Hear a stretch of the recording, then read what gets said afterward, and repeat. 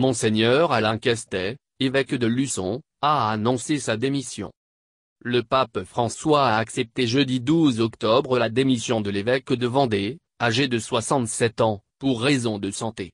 La démission de l'évêque intervient après plusieurs années de protestations contre sa gouvernance. Monseigneur Alain Castet n'est plus évêque de Luçon, Vendée, depuis jeudi midi. Le pape a en effet accepté sa démission pour des raisons de santé. Après avoir été éprouvé par des ennuis de santé récurrents, j'ai pris la décision devant Dieu, en accord avec mes conseils médicaux, de présenter au Saint-Père ma renonciation à la charge d'évêque de Luçon, a-t-il annoncé jeudi 12 octobre dans un communiqué. L'évêque a quitté la Vendée pour se retirer dans le diocèse de Bordeaux, sa région natale, a précisé le diocèse. En poste depuis 2008, Monseigneur Castet était arrivé dans cette terre rurale après 33 ans passés comme prêtre à Paris.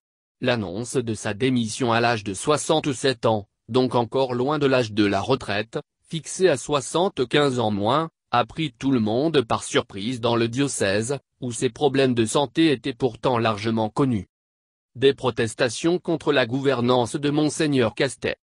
Monseigneur Castet a subi plusieurs interventions chirurgicales ces dernières années sur le plan cardiaque, confirme Grégoire Moreau, chargé de la communication du diocèse.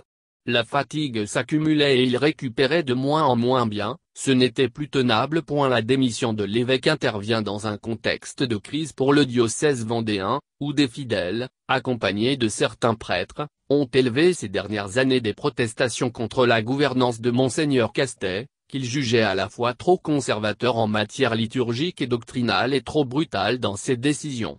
Depuis 2010, un groupe informel de plusieurs centaines de chrétiens du diocèse se réunit régulièrement pour partager leur mécontentement et réfléchir à des moyens de résister. Pétition aux nonces apostoliques. En novembre 2014, une centaine d'entre eux avaient même organisé une conférence de presse à La Roche-sur-Yon, au cours de laquelle ils avaient déploré, entre autres, un retour à une cléricalisation forte qui exclut les laïcs.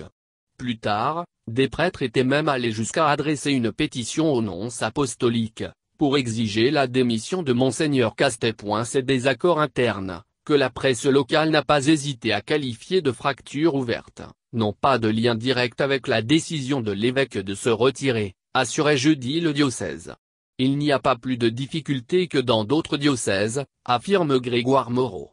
C'est vrai qu'il y a eu des moments difficiles, et cela a forcément affecté l'évêque. Mais il y a par ailleurs beaucoup d'indices positifs dans le diocèse. Il mentionne notamment les vocations, 4 prêtres diocésains ont été ordonnés à Luçon en 2016, et un religieux en 2017, et le succès des célébrations des 700 ans du diocèse. Un jubilé que le diocèse devra d'ailleurs clôturer, fin novembre, selon toute vraisemblance, sans évêque à sa tête.